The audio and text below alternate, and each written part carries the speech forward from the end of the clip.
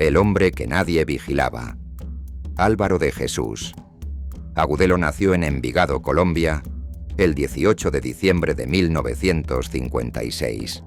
Un municipio pequeño, marcado por la violencia, la pobreza y las oportunidades torcidas. Allí, como tantos otros, aprendió desde joven que sobrevivir no siempre significaba destacar, sino pasar desapercibido. Y quizá por eso, años después, nadie sospechó realmente de él.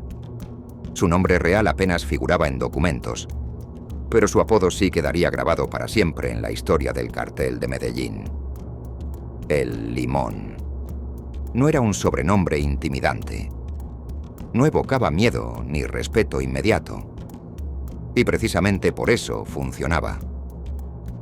Mientras otros hombres del cartel se construían reputaciones a base de sangre, violencia y terror, el Limón eligió un camino completamente distinto.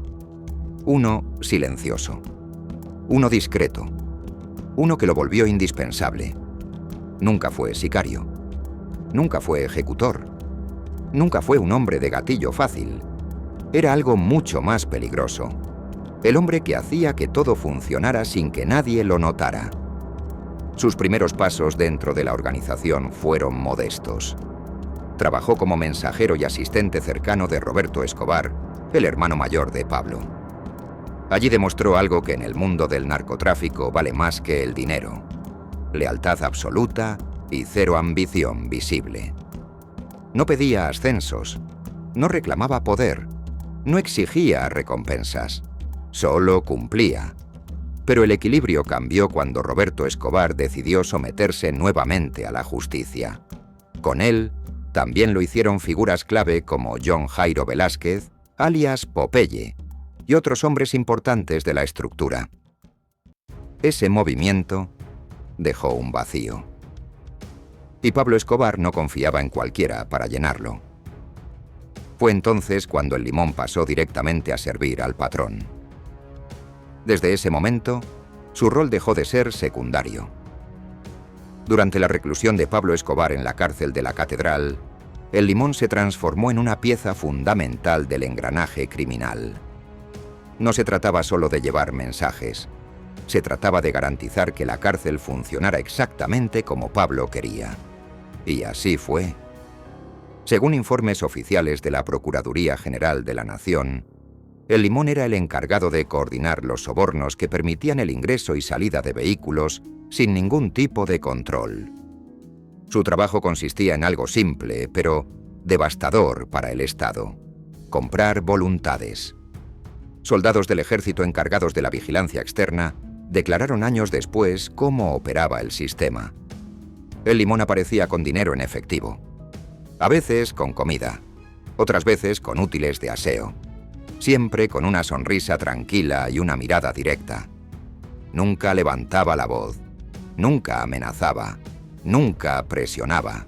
Simplemente ofrecía, y todos aceptaban. Camiones ingresaban a la catedral sin ser revisados. Vehículos cargados entraban y salían a cualquier hora del día y de la noche. Nadie preguntaba qué llevaban. Nadie registraba nada. Algunos soldados confesaron haber recibido entre 100.000 y 500.000 pesos colombianos por permitir el paso. Otros admitieron que aceptaron sobornos en varias oportunidades. Lo más inquietante no era el dinero, era el control absoluto. Un uniformado declaró algo que lo resume todo. El Limón entraba y salía sin ningún problema, no lo controlaba nadie. Ni el ejército, ni los guardianes del penal, ni ninguna autoridad civil. Durante meses, incluso antes de que la Fiscalía, la Procuraduría o el Gobierno sospecharan de las irregularidades en la catedral, el sistema ya estaba completamente corrompido desde adentro. Todo giraba alrededor de un solo hombre: el mensajero, el Limón. Ese dominio explica por qué, semanas antes de la famosa fuga, comenzaron a observarse movimientos extraños dentro del penal.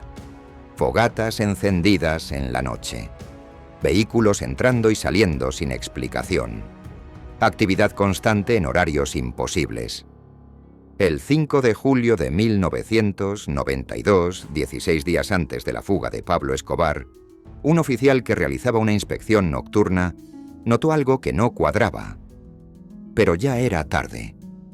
La cárcel no era una cárcel, era una fortaleza privada. Cuando finalmente Pablo Escobar escapó de la catedral, el país entero quedó paralizado. El gobierno quedó expuesto. Las Fuerzas Armadas, humilladas.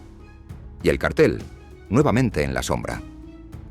Muchos hombres huyeron, otros desaparecieron, algunos traicionaron, pero el Limón no hizo nada de eso. Siguió al patrón, lo acompañó en la clandestinidad, en casas humildes, en barrios comunes, en viviendas que no levantaban sospechas. Allí, el Limón continuó cumpliendo su función con la misma disciplina de siempre.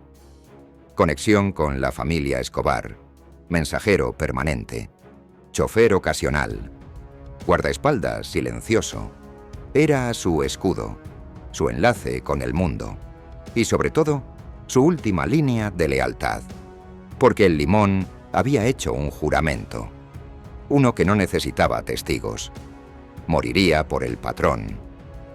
Allí conocí al Limón, supremamente buena persona, un hombre que siempre te miraba a los ojos, tranquilo, no era ambicioso y muy trabajador y muy colaborador. El último día del patrón. El jueves 2 de diciembre de 1993 amaneció como cualquier otro día en la vida de un fugitivo. Pero nada iba a ser igual. Pablo Escobar Gaviria despertó cerca del mediodía, como ya era costumbre desde que vivía escondido. La rutina del hombre más buscado del mundo se había reducido a lo esencial: comer, dormir y hablar por teléfono. No había lujos, no había multitudes, no había poder visible, solo una cama, un plato de espaguetis y un teléfono inalámbrico. Había engordado.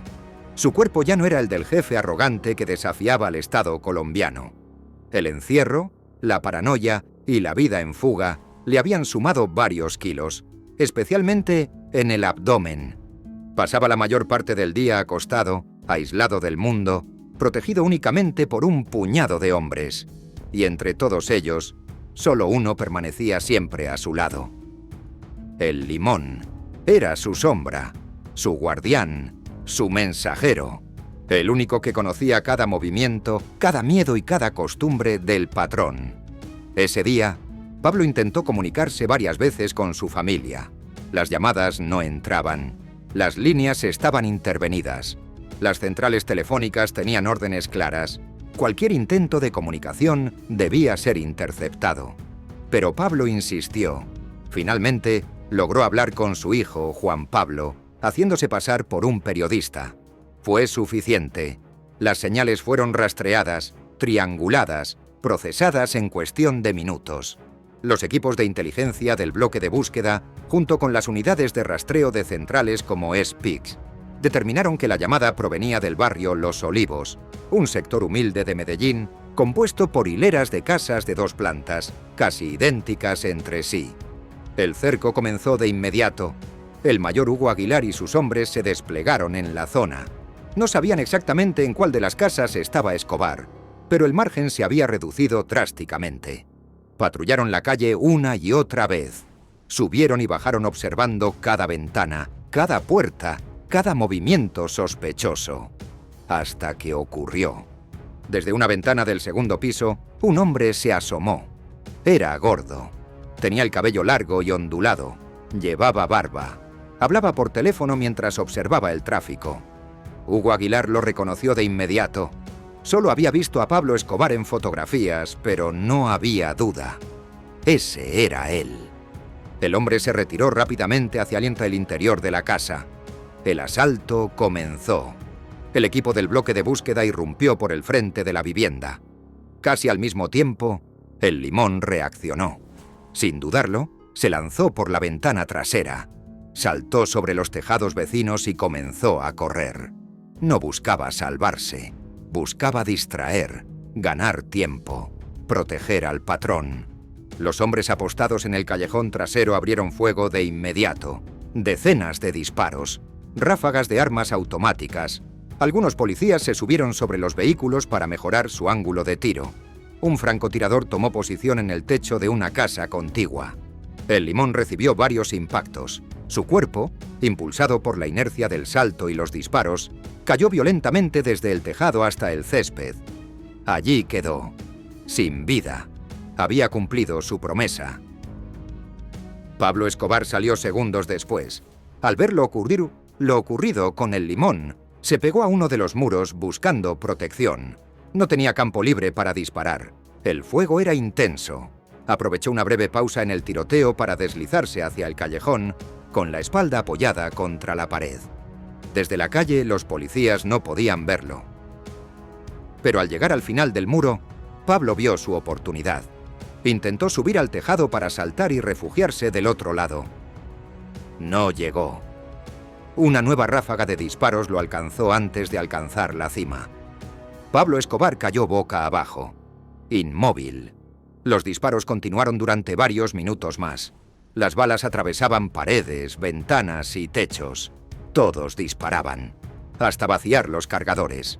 Solo cuando se dieron cuenta de que ya nadie respondía al fuego, el silencio se apoderó del lugar. Los hombres del bloque de búsqueda subieron al tejado. Allí estaba.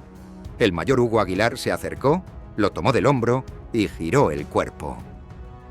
No había dudas. Pablo Escobar estaba muerto. El oficial al mando gritó: ¡Viva Colombia! Tomaron fotografías, hicieron reportes, avisaron al Ministerio de Defensa y al presidente de la República. El país entero recibió la noticia que parecía imposible. Pero junto al cuerpo de Escobar yacía otro hombre, uno del que casi nadie habló, uno que no figuraba en los titulares, uno que no buscó fama ni poder: el Limón. El último hombre que decidió quedarse, el último fiel, el último que, aun sabiendo su destino, eligió acompañar al patrón hasta el final. Su muerte lo convirtió en leyenda. Incluso la cultura popular lo inmortalizó. La banda Patricio Rey y sus Redonditos de Ricota dedicó una canción a esos últimos instantes. Una frase quedó para siempre: «Me matan, Limón». Y así terminó la historia del Limón. Recuerda suscribirte.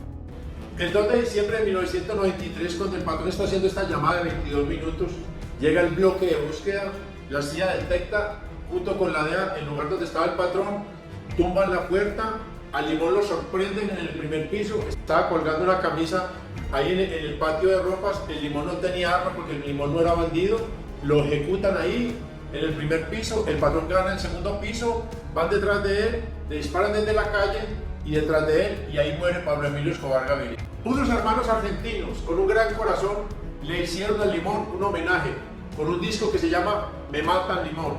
Son los hermanos argentinos de La Plata, Patricio Rey y sus Redonditos de Ricota.